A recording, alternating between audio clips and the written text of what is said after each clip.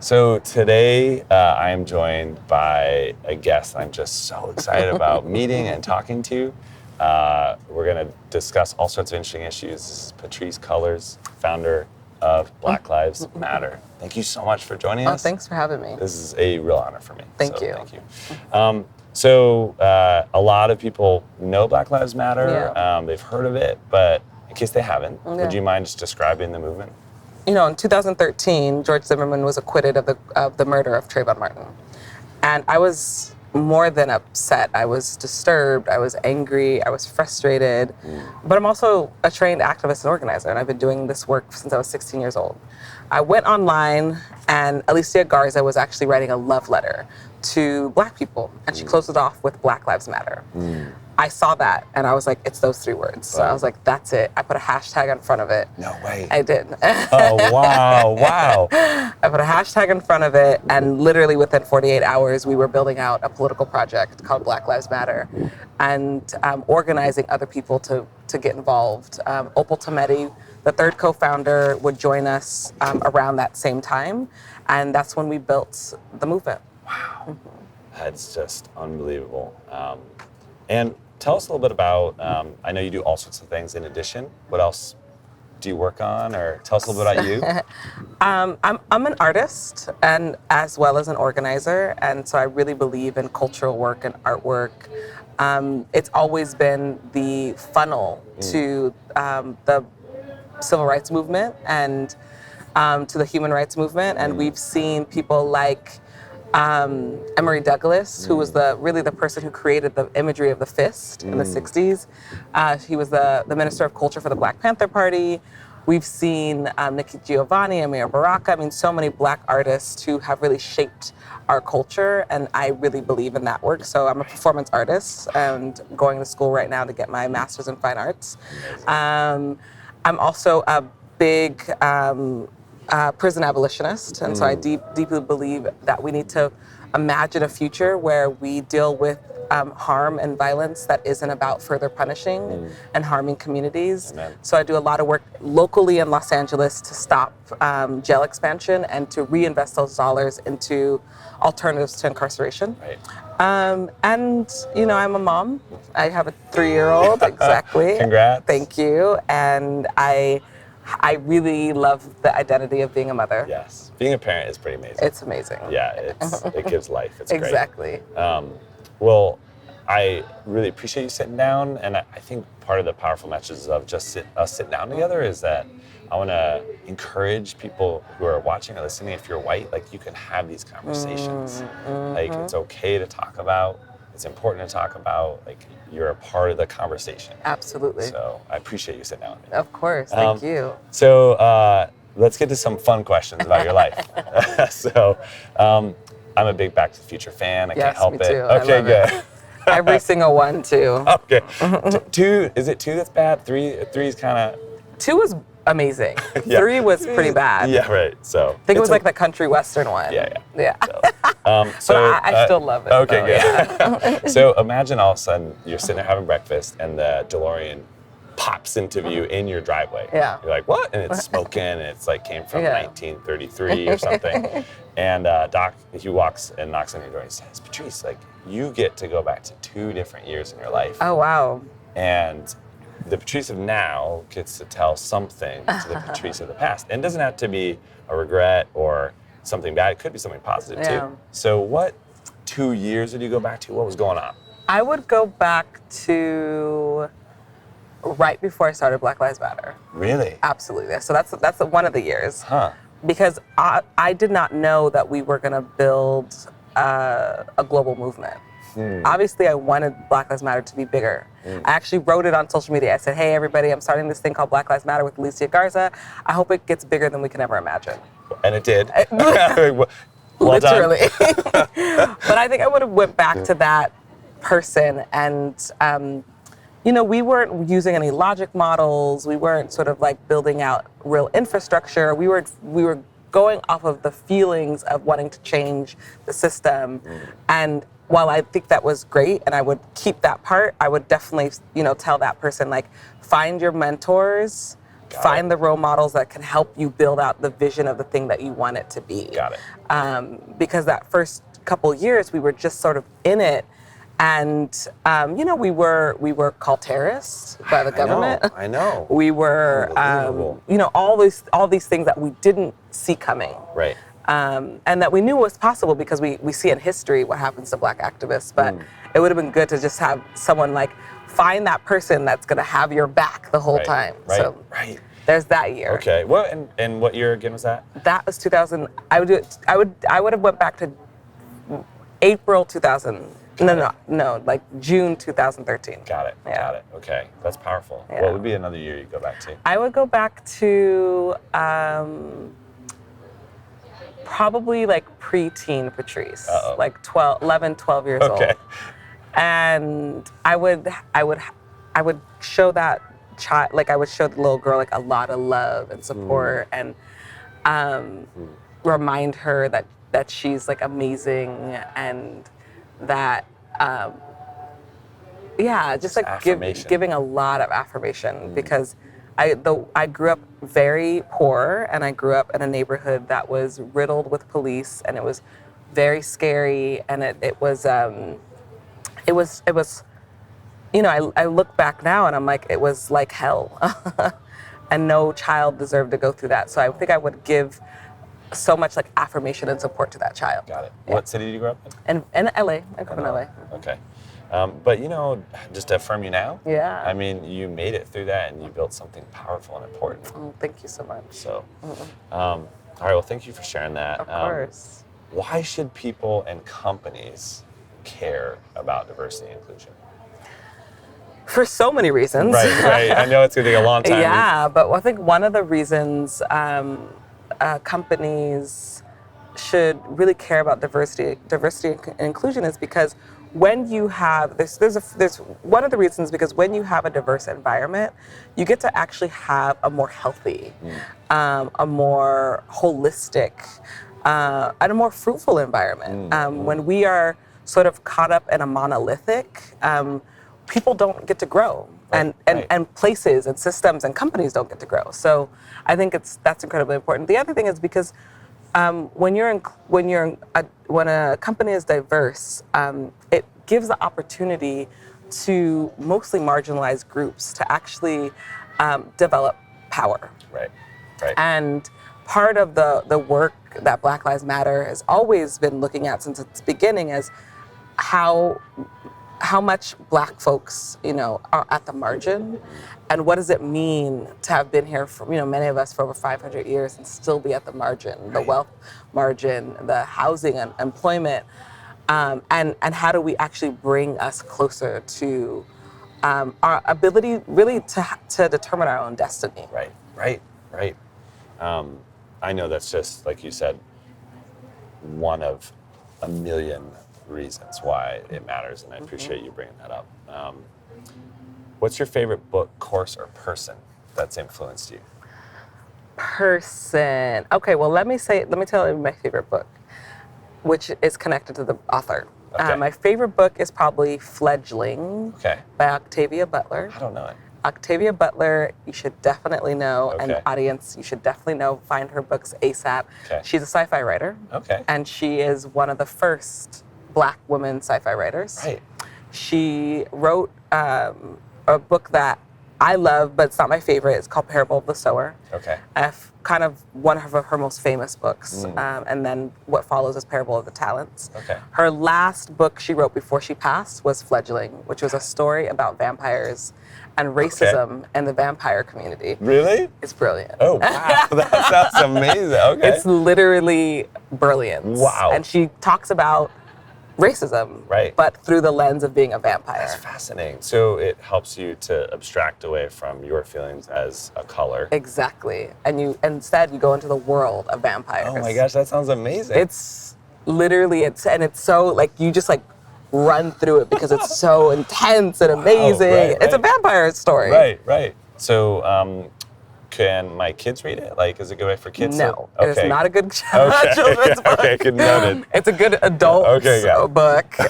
None of her books are good children's books. They're too violent. Okay, yeah. It's gory because she's always dealing with she's dealing with patriarchy, sexism. She's often dealing with like issues of gender justice, all through the lens of sci-fi. God, wow. Yes. Okay, thank you for that suggestion. Of course. I love it. I mean, it's just a very small example why diversity is important. Exactly. I would have never heard about that book unless I asked you, right? You know, I love it. Mm-hmm. Another question I have is just, why is, and I don't even know if this is appropriate to ask you, but why is diversity so important to you personally? Oh, that's totally amazing. You know, something that I talk about, and I wrote a book, I have a memoir that came out last year at the beginning of the year, and you know, it would end up being New York Times bestsellers list very quickly, and I was so grateful for that. And in the book, I talk about what it meant to grow up in the neighborhood that I grew up in, and then being shipped off to mostly white schools. And in my experience in the schools and the programs that I was in, always being the only one, and the impact that had on me, and sort of living in these two worlds, and really needing to see more diversity, and not wanting to be the token diversity, right? And the impact that has when you only have one type of person in a space that's supposed to be filling the quota, right? And I think that had a lot of repercussions on my self-esteem, on what I saw other Black people to be able to do, and who has power. Yep. Thank you. This is a side question I have. I often, hear the quota kind of argument come from a company. We don't want to have a quota. Yeah. And, I typically try to battle that. But before I say how I usually try to get around it, I'd like to hear how you might answer a company who means well, but isn't sure how to navigate that. I think this is an interesting concept, the quota, because it's not terrible. It's not a terrible concept. Right.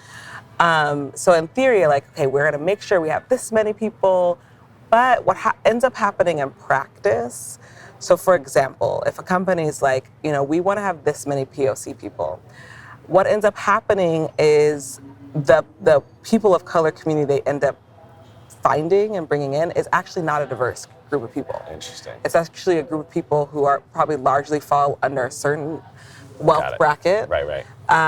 They may, they probably all went to Yale, Princeton, Harvard. Right. And we end up being diverse. But we're not. But we're not diverse. Right. And so this becomes the questions that companies should be asking themselves is less. First of all, companies should stop navel gazing. So if you're sort of talking about diversity only to each other, but you've never actually been in a truly diverse environment, you're not going to get there. Right, it's not going to happen. No, you got to step outside of yourself. Yep. You got to step outside of your company, and you have to ask for support, and you have to look at other examples, and you have to try and mess up and then try again, because that's what trial and error and why trial and error is so important, because you're trying to go back and you put something into practice, you know what, that didn't work out, or some of it worked out, what else do we need to do? Right. And what I've seen and the place I've had the privilege of talking to lots of different companies now because of Black Lives Matter. I've been to Google, I've been to Apple, and employees are usually very happy to see me, and they're also incredibly confused. They're like, "We're so happy you're here," and it's strange because there's like nobody of color in executive management. Right. And so what's happening here? What's happening here? And they brought you here because it makes them feel better, but it doesn't mean that they're doing better. Right. It changes. Right. Yes. Right.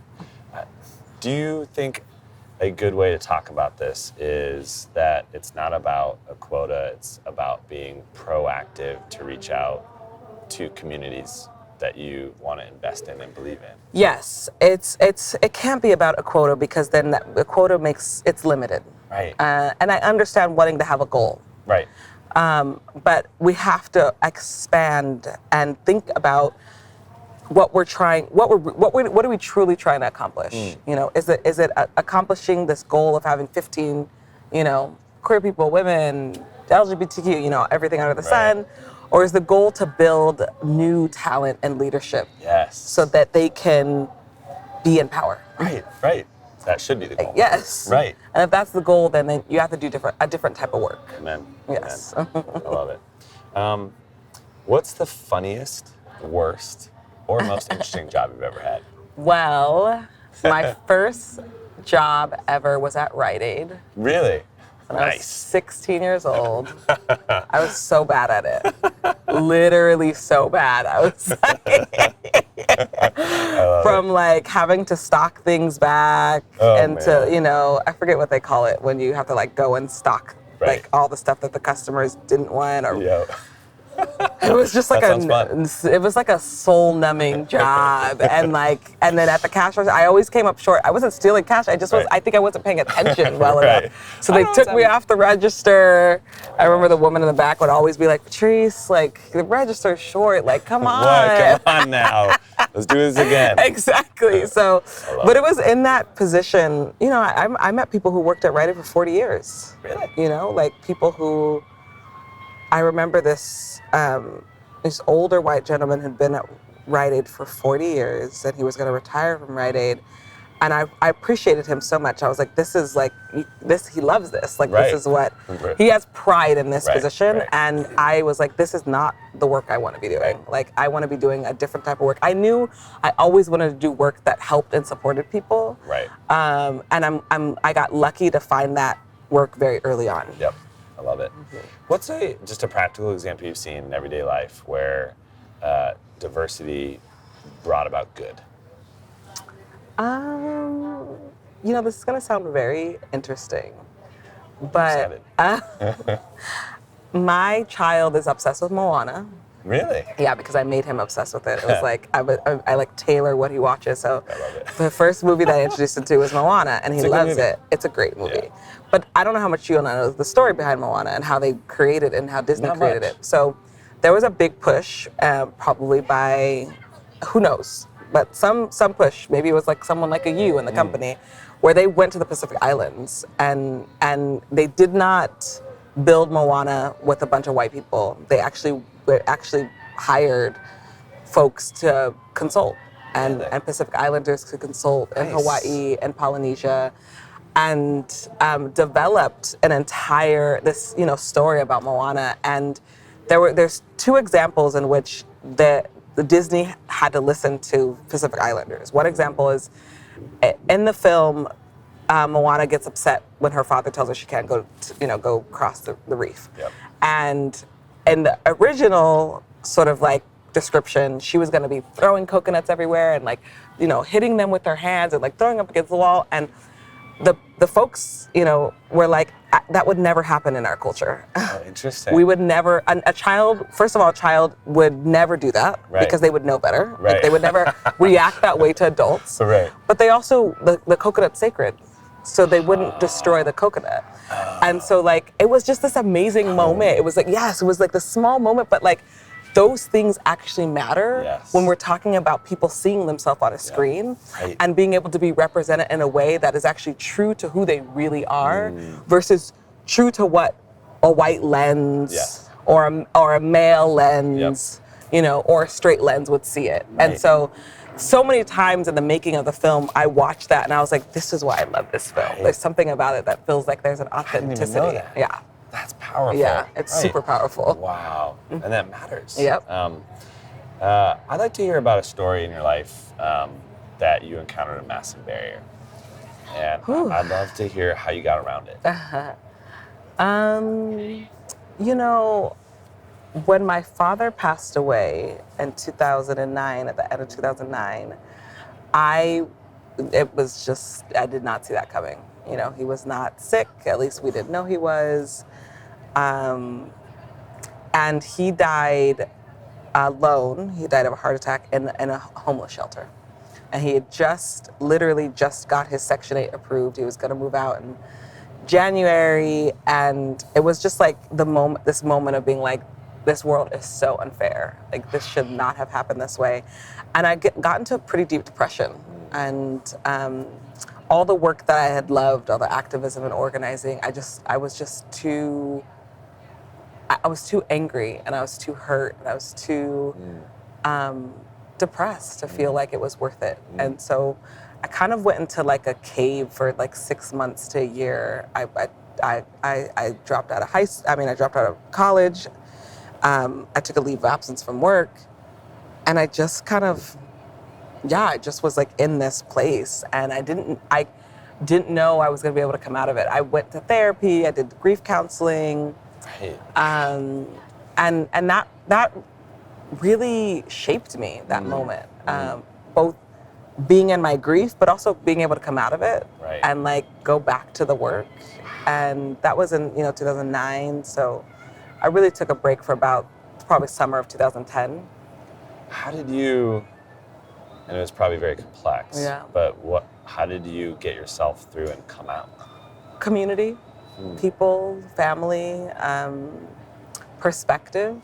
My father, he was actually doing a lot of activism work at my organization before he passed. Really? So he was, he was really coming into himself. And so I had to remind myself that like he was proud of how I was living, and like to continue the life that I was leading was important to him, and I wanted to make him proud.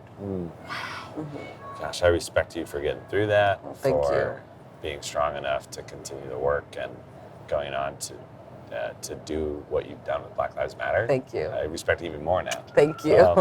So I just want to finish on a chance to let you tell people what you're excited about right now, what you're interested in, what you want them to know about. Really just whatever you want to communicate to the community. I think right now I'm most excited about the shift in power that's happening in our country. There's a myth that we're the most divided right now, that we we don't have a good sense of where we're going, but I think that's false. I see the big shift in how we're thinking. I'm proud of the work. We would not be in this place we're in right now with the sort of surge of all the new freshman Congress people and the rise of women for Black Lives Matter. We set the tone 6 years ago around fighting in this country, and like that we need to shape a new world. Right. And I believe that we're in it. Right. Amen. Well, I cannot thank you enough for your work. Oh, thank you. Just know that you may not hear it enough from us white folks, but we appreciate it and we value it. Thank you. And we are cheering you on and want to do our side of the work. So thank you. So thank you. So where should people go online if they want to learn more? So if people want to learn more about Black Lives Matter, you can go to blacklivesmatter.com. We have 40 chapters around the globe, including the US, Canada, and the United Kingdom. If people want to learn more about the work that I'm doing around ending mass incarceration in LA County, which is also going to impact the country, you can go to reformlajails.com. And, I just want to encourage people to read amazing authors like Darnell Moore, Charlene Carruthers. There's so many brilliant young organizers right now that are changing the face of this country, and we can all learn from each other. Amen. One question, how can, white folks interact with Black Lives Matter in a way that's helpful? There are so many ways. There is an organization called SURJ, Standing Up for Racial Justice. They have chapters across the country too. Look them up.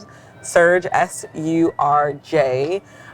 In Los Angeles, we have a local chapter that works closely with Black Lives Matter.